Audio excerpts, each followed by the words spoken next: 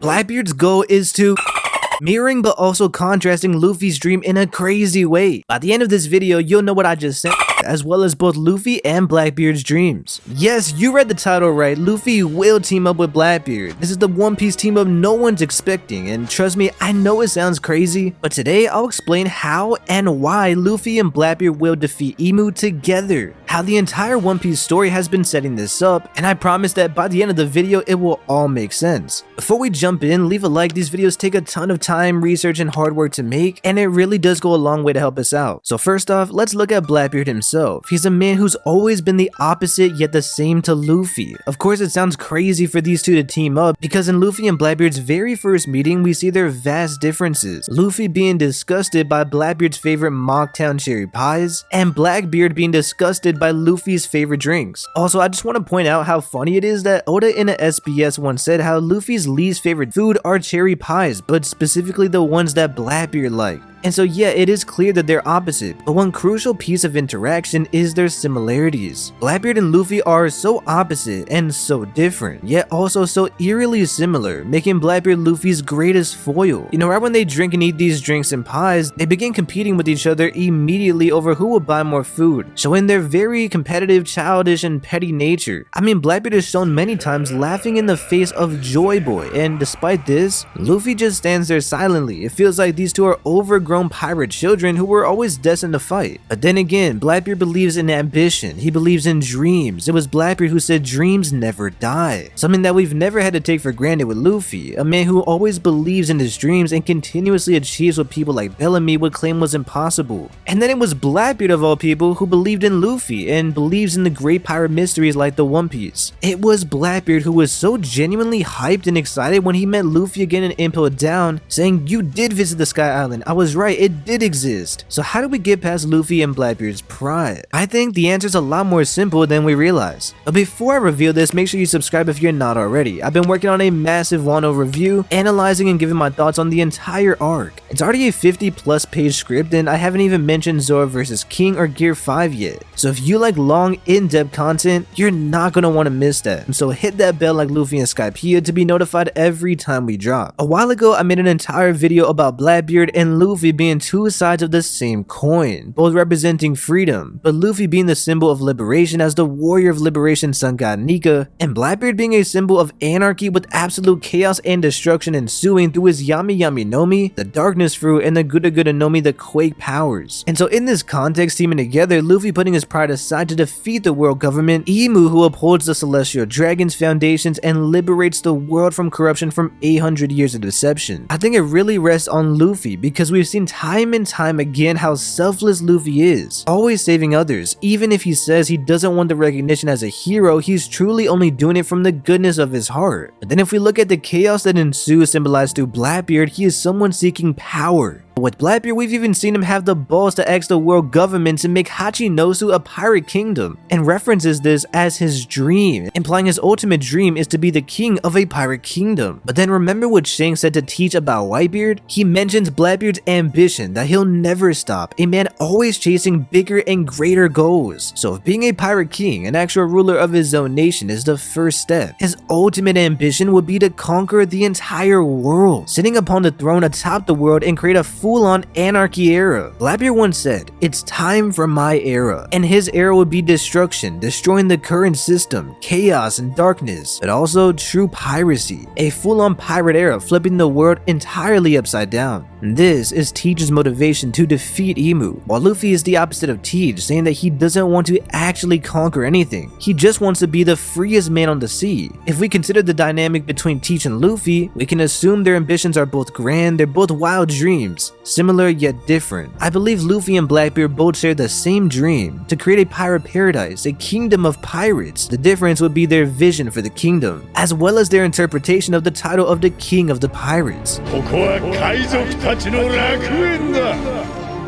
楽しくなきゃいけねえ。If Luffy is compared to Roger, and we know Roger said that he wished he could see Joyboy Zero, and we know he was so excited for Joyboy to return, that means Luffy as a new Joyboy will have to recreate this era as the modern day Joyboy. And then we could look at Blackbeard closer to the modern day Zebek instead of Roger. And remember, Rocksteady Zebek's ultimate goal was to become king of the world. And this could imply that Zebek learned the truth about Emu and the throne and wanted it for himself, since he was described as the man who attacked the world government like a terrorist organization with his powerful crew. So that could be the similar motivation for Blackbeard going to war with Emu in the very end of the series. But now let's go back to Luffy. But first, make sure you like the video if you've enjoyed it so far. So Luffy already established his tendencies and willingness to attack the Celestial Dragons. I mean, he straight up pummeled Charlos at Sabaody, and he was disgusted with the Celestial Dragons even before that. We know that Emu and the Godose killed King Cobra, who is Vivi's father and a friend of the Straw Hats crew. And Luffy's taken down Doflamingo in a fated battle against the gods. And let's not forget about how Zoro was willing to slice up Charlos even before. And Zoro points out that if Luffy didn't punch him, he would have. Then there's the Straw Hat Grand Fleet, Sai and Leo in their Luffy element, announcing to the world that we just murdered a Celestial Dragon, and that's on gang. Paralleling Luffy's infamous punch at Sabaody and taking it up a notch further. How Sai and Leo have a stronger punch than Luffy? I mean, don't ask me. But anyways, since this was also during an attack from his father's organization of revolutionaries against the world government and the Celestial Dragons attacking Marijoa, I could see the world seeing this as a coordinated attack from both. But the biggest foreshadowing to Luffy charging into Marijoa was right before Egghead, where Luffy shows he was ready to charge head first before even knowing what happened with Vivi. The only reason he didn't was because Zoro stopped it, with some of the dumbest Zoro logic I've ever heard. Attacking Luffy where it hurts, bringing up Ace's death, and for some reason making the dumbest comparison, putting Ace a powerful commander compared to the weak Princess Vivi. Anyways, Zoro's idiotic logic aside, my point is that Luffy's charge will be an aggressive charge with the entire Grand Fleet at his side, and many other allies as well. Once Sabo tells Luffy about what really happened at the Reverie, this will launch the chaotic invasion that was foreshadowed before Egghead, especially if Vivi becomes a Straw Hat. I personally don't think Vivi can join the revolutionaries since Sabo is seen as the man who killed Cobra to the world. He's accepted the role as Flame Emperor despite not caring too much about it. He's willing to take on the fame and become a symbol for the world. And in that case, Vivi joining up with Sabo would not be a great look for the movement. In a way, it's beneficial for the revolutionaries movement with the world believing Sabo really killed Cobra. And plus Vivi, she's really a Straw Hat already in our hearts, so her joining just kind of feels right. With Emu hunting her down and sending out search parties for her, there's no way she survives with Morgans. So maybe Emu really does capture Vivi and this is what triggers Luffy to attack. Or maybe simply by Vivi, Sabo, and Luffy all reuniting and learning the truth about what happened, and this could be what sparks their attack. Now going back to Blackbeard again, we know his decisions are a lot more carefully planned than Luffy charging headfirst into Marijoa. You know, with Blackbeard tactically planning crazy devastating losses for the world government, he also has Kuzan in his crew, so this could do serious damage for the world government. Because I'm sure the former admiral knows so many secrets and the ins and out of Marijoa and the world government as a whole, so combining Kuzan's knowledge with stuff like Shiryu's invisibility powers and stealthing their way into Marijoa, we have an insane great stealth operation here. And that would be also cool getting a stealth operation from Blackbeard's side, the complete opposite of Luffy charging in head first. I mean, even Luffy back in the Jaya arc stealthily snuck into the Warlord meeting. Blackbeard and Luffy are two sides of the same coin, and most importantly, both Will of D members of this era who are fated to go up against the world government and the Celestial Dragon specifically. And with Blackbeard also sharing the D initial, we can assume he'll play a big role in the final war and the downfall of the Celestial Dragon, since they're both the natural enemies of the gods. And I really love this idea of Blackbeard and Luffy, and maybe even Monkey D. Dragon, these D members charging into Marijoa, bringing down the downfall of the world, because back in Marijoa, these are terrifying boogeyman-like figures. And so on this day, could you imagine that terrifying prophecy finally being brought into reality, as they see these two absolute psychos laughing with a loud crazy Z ha ha, and the other with a confident ha ha ha. It would just be so great to see the Celestial Dragons crying and cowering in fear as their childhood horror stories are now being brought and fully realized in real time. I mean, this would have to be traumatizing like no other situation could. After taking out the fodder Celestial Dragons and the world government's fodder armies, with stuff like Conqueror's Haki and Blackbeard's crazy devil fruit hacks, the Holy Knights and the Admirals and the Gorosei all stand in the way. You know, Fujitora made a joke about turning the Celestial Dragons into dinosaurs, pulling out a meteor out the sky and launching it into Marijoa's battlefield during the Reverie. But in this situation where Marijoa is being invaded at this scale, I don't think the Admirals will hold back.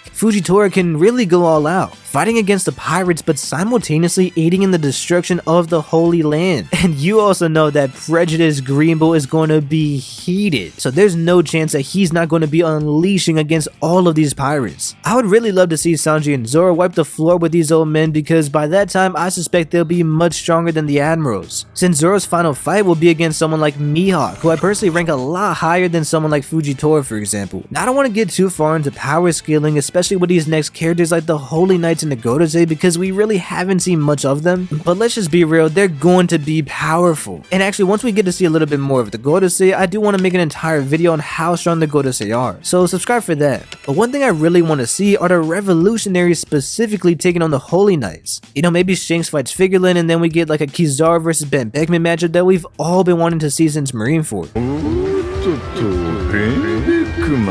But once we reach the Godose, I've always wanted to see Dragon solo them, even for just a brief moment. I just think the idea of Dragon the Revolutionary 1v5ing the One Piece's equivalent of the Illuminati would be the hardest moment ever. But if we're being for real here, Zoro and Sanji could also help out here, especially with that swordsman Godose who just seems like a perfect fight for Zoro. And then there's also Sabo, who's likely going to be facing the Godose or the Holy Knights, really either one. And how I'd even love to see Monkey D. Garb in this fight against the Godose. Old man versus old man, giving a helping hand to Dragon. Plus, we just know how much Garp hates the Celestial Dragons, and being a D member, it just seems like something that could happen towards the climax of the war against the Celestial Dragons. But then there's also Fleet Admiral Sakazuki, also known as Akainu, and oh boy, Akainu is someone who everyone wants a piece of. Kuzan, Sabo, Luffy, Dragon, and Garp, and the list just continuously goes on and on. So let me know in the comments, who do you think will fight Akainu in his final moments of the series? I'll let the comment section pick this one, but I wouldn't be surprised if multiple characters get to clash with this man, because think about all the personal and emotional damage he's caused throughout the story. While all of this is going on, it allows Luffy to push towards the main event, Luffy versus Emu. So Luffy will fight Emu in this destined clash. Joyboy, an eternal figure. You know, Hiralug once said, "When does a man die? A man dies when he's forgotten." If the spirit of Joyboy and the will of D is carried for hundreds of years, culminating to this one final fight, it could explain why the Celestial Dragons fear the D-Clan so much, since their philosophy could be inherited will, never dying and carrying on the ideals and legacy of the previous generations, accomplishing the dreams that those of the past could not achieve.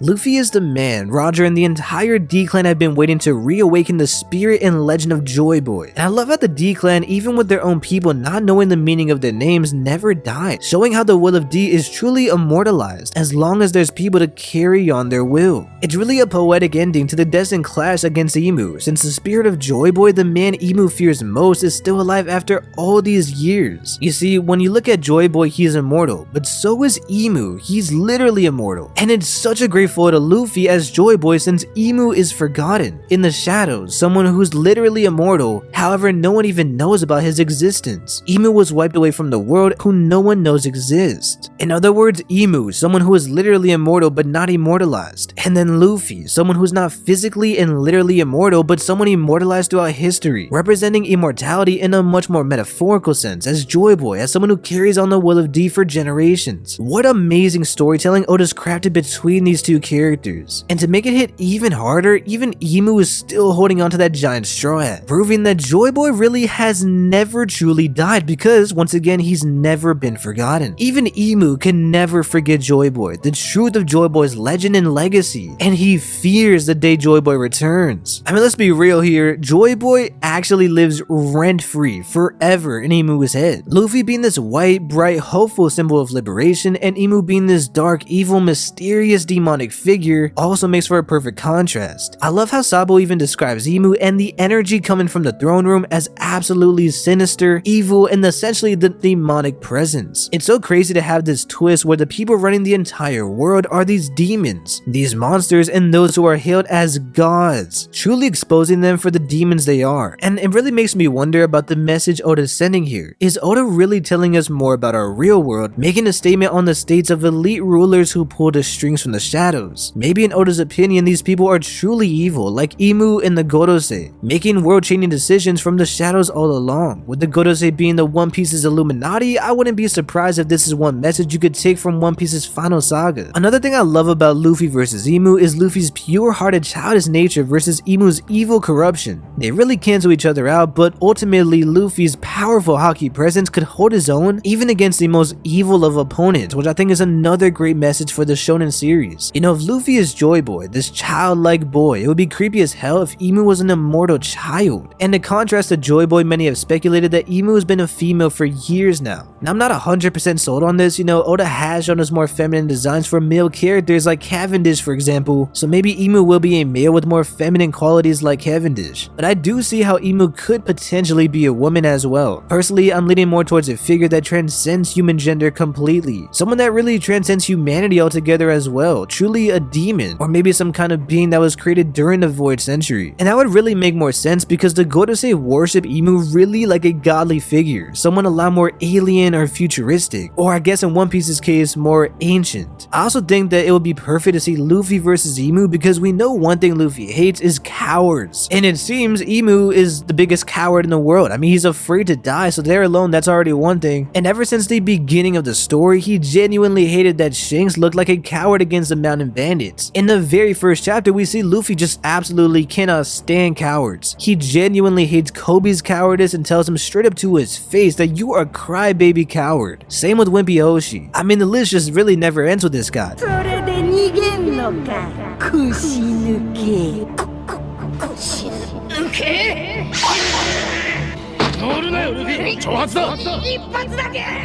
Luffy does not tolerate cowards. In fact, he inspires cowards to become more brave. I mean, even Nami, who is not even that strong, had the balls to believe in Luffy's greatness and say that he would become the pirate king to OT's face. Really an act of bravery and confidence. And if we think about what Emu's been doing for hundreds of years, hiding away history, ruling from the shadows, eliminating those who come even close to the truth, and remaining unknown to the entire world. In Luffy's eyes, I'm gonna tell you straight up, these are all acts of the world's greatest coward. All acts determined through fear. Fear of the truth being exposed, fear of dying, fear of going back to a time like Joyboy's era, and fear of facing the entire world. And because this is what Luffy hates more than anything, on top of this natural hatred for the celestial dragons, he will not allow Emu to run this world. The contrast of Luffy's white rubbery powers against Emu's shadowy arrows will also be one of the coolest action sequences. You know, before it was revealed that Leloucia was not directly Emu's powers, we actually predicted that way back. And we had the exact same logic and thinking as Dragon. You know, why did they never use this before? We even said Vegapunk was the one who created this. And I like this a lot more because it makes more sense for the story, but also it makes it where Emu's not just completely broken. And so one thing I want to ask you in the comments is, how do you think Emu will fight? What do you think his powers will be? And so with everything I've just told you, this leads me to the biggest reason that I even came up for the idea of Luffy and Blackbeard teaming up. Emu has to die. There's just no way we get this far into the story having this figure who's immortal and continue to live. But Luffy doesn't kill, or at least he's not someone who we've ever seen kill. Unless Kaido is dead, which is possible, we know that Luffy does not murder anyone with the intention of killing. Oda once stated in a SBS that the reason for this was that Luffy lets people live because he's giving them another chance to chase dreams. But Emu, I'm assuming, has already accomplished his dreams. But still, I don't think Luffy will kill Emu. And so this brings me to Blackbeard, because Blackbeard, quite frankly, is someone who we've seen kill his own brother. I mean, this guy killed the man who took him in as an orphan. So simply, if it furthers his ambition and desires, Blackbeard will absolutely kill Emu. And just like Luffy is the complete opposite of Emu, of course Blackbeard would be a lot more similar to Emu. The theme of darkness, the history of them both scheming and conniving, the idea of Blackbeard remaining in the shadows of Whitebeard until the right time to strike, and Emu hiding in the shadows for hundreds of years, plotting in the ambition of true power. They both want the throne for themselves, to become king of the world. It would be interesting if Emu already achieved his dream 800 years ago, especially since Emu's name, Mu, also has a connection to the meaning dreams. So it makes you wonder, what was Emu's dream? Was it really to just create the world that we're currently witnessing today? The dream and ambition to become king of the world and create this world government, an organization to demonize pirates. Going back to Blackbeard and Emu's similarities, the most terrifying aspect to all of this is how perfect Emu's devil fruit powers seem to fit with Blackbeard, as he's already the man of darkness with the one fruit he's always wanted, the Yami Yami Nomi, which he claimed was the most powerful fruit. You know, Emu seems to have shadows as a main core component to his powers. So what if the shadows are similar to how Luffy's zone fruit has the element element of rubber. We know there's already a shadow fruit, and Mori and Imu have so many parallels. For example, the giant creepy castle, the giant freezer, that exact same sequence and scene walking into the freezer, both carrying Luffy, and then now they both have these shadow powers. So it would make a lot of sense that Imu just had a much better devil fruit compared to Moria's, an upgraded and enhanced version of the Shadow Nomi. Or maybe, you know, the shadows being the element of some kind of mythical zone, a demonic monster. Or, you know, I talked to Sai and he explained to me that he believes Imu could have been the devil fruit, which honestly is just such a cool idea and could explain the presence that we saw coming from Imu that Sabo mentioned. Also, Blackbeard getting a mythical zone fruit will give him one of each 3 types of fruits, a Logia, a Paramecia, and a zone. But whatever this fruit is, the point is that Blackbeard's Yami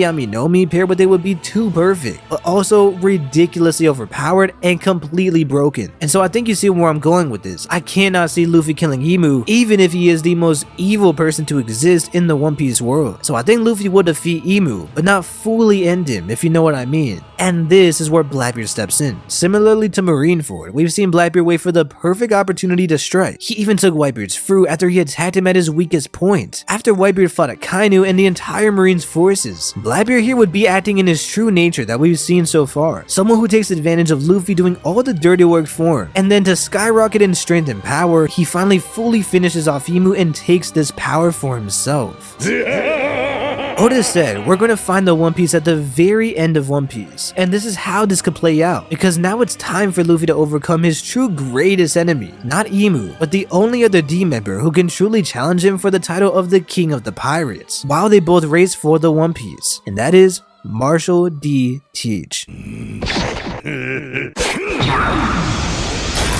You might be thinking, isn't this a video about Luffy and Blackbeard teaming up? And yeah, it is, but let's be real. As much as Luffy and Blackbeard could take down the world government and celestial dragons together, they're also destined to fight at some point. We've talked about the similarities, but we cannot ignore their stark contrast. I mean, the whole point of Blackbeard really is a foil to Luffy, and I would argue one of the greatest foils in fiction. And so do you really think Luffy's just gonna sit around and let this evil monster of a man, Blackbeard, conquer the world and mold it to its liking? Wrong. Luffy has dreams of his own. He has his greatest ambitions, but now Blackbeard is the biggest enemy standing in his way. And the exciting thing about standing at the very top is that the peak gets smaller because there's really only room for one. I know you thought this was an Imu video, but it really started as a Luffy and Blackbeard video, and so really only right to end it that way. Many fans believe Imu will be Luffy's final antagonist of the entire One Piece story, but with the way things are heading, it's looking as if the world government is next on Luffy's list of enemies. And I know Oda could change his mind, and I know that he said things before that didn't happen in the story, but if we're going to take Oda's word for it, where he says the One Piece and Laughter will be at the very end of the story, then we can see the ending of One Piece playing out way differently than many fans expect, as it seems that many fans expect Luffy finding the One Piece to be the catalyst itself that sparks their attack towards Marijoa. And so now that you understand this and how I've already explained how I believe Blackbeard and Luffy will team up against Imu, let me tell you how I think the final phase and the actual ending of One Piece will take place. And I'm gonna call this the One Piece Saga. A final battle for One Piece. Buggy said that they could race to search for the One Piece without fighting the Yonko crews. But honestly, at some point these Yonko crews will have to face. And it seems like Oda really loves the idea of this battle royale. I could even see Blackbeard defeating Shanks after overwhelming him with his third new devil fruit. But let's also think about what happens if Blackbeard defeats Imu, takes the throne for himself, and takes over the entire world government. Blackbeard would have a true empire on his hands. His fleet would be essentially whatever remains of the world government, plus his own crews and any other allies that his fleet has gathered up to this point. He'd be ruling out of fear. There'd be so many kingdoms following his orders. And this is where Kuzan's dream comes in, because I think I've actually figured out what Kuzan's dream's been since the very beginning of the story. But first, if you want to help support our channel by going above and beyond, one way to contribute to us going full-time on YouTube is by dropping any donation amount with a super thanks comment. We've been getting a lot more of these lately, and I can't express how grateful I am that we get to make One Piece theories for you and make a living off doing this. Seriously, thanks for all the love and constant support. I believe Kuzan was so upset by Sakazuki defeating him because I believe Kuzan was always aiming for the seat of Fleet Admiral for his entire marine career. He was recommended for this position by Sengoku and Garp, but I think deep down it's always been his ambition, and that's why he left the Marines, not only because he didn't want to take part in Sakazuki's form of justice, but also because his dream was stolen from him when he lost that 10-day battle. I mean, Sakazuki sent this man to spiral into a sad alcoholic state, late nights drinking at at bars and thinking nothing about his fat L. You can see just how important this fight was to him and how it shattered him at his core. Kuzan seems like a lazy man, but this was that one time when he truly went all out for something. So what exactly is Kuzan's dream? I believe Kuzan's dream was to always become Fleet Admiral, or more specifically to rise to the top of the Marine ranks and change the Marines by molding it to follow his sense of justice. I explain all of this much more in depth in my Kuzan analysis, where we dive into what his motivations, goals, and belief system is, and why Kuzan's dream aligns with Blackbeard's goal is to conquer the world, as he would be the man who would lead this new army of Marines. If we think about Akainu, he's already done something similar, as Jinbei states the Marines have never been as tenacious or as powerful as they are under Akainu's leadership of absolute and thorough justice. So with Blackbeard conquering the world, let's say Kuzan is now the new leader of the army, or whatever it's left of it. This is now true wealth, fame, and power for the Blackbeard pirates, but just in a different way than we envisioned for Luffy. And this could also be where we see Luffy's allies activated for his grand fleet, with many new additions like the Kuja warriors, the Alabasta Kingdom, a new marine faction under Kobe, and a marine to oppose the Blackbeard's rulership, and many other characters that we love like Yamato the Wano Samurai, and the list just goes on and on. Luffy has accumulated many allies over the years, as he's liberated countless people and came in clutch to save the day multiple times. And this would also be rewarding, since the world might not even know of the extent of Luffy's actions. For example, the Alabasta event was brushed under the rug as a marine victory stopping Crocodile, when in reality Alabasta's people and some people like Smoker know the truth. So now this becomes an all-out war for the title of the King of the Pirates, Luffy and his countless allies versus the Blackbeard's empire, and whoever wins can accomplish their dream of creating a true pirate kingdom to their liking. If you enjoyed the video, please leave a like. I had so much fun coming up with this idea, and a like goes a long way to support us. And if you want more One Piece theories, check out this video where we go into 10 insane One Piece theories featuring your favorite One Piece YouTubers.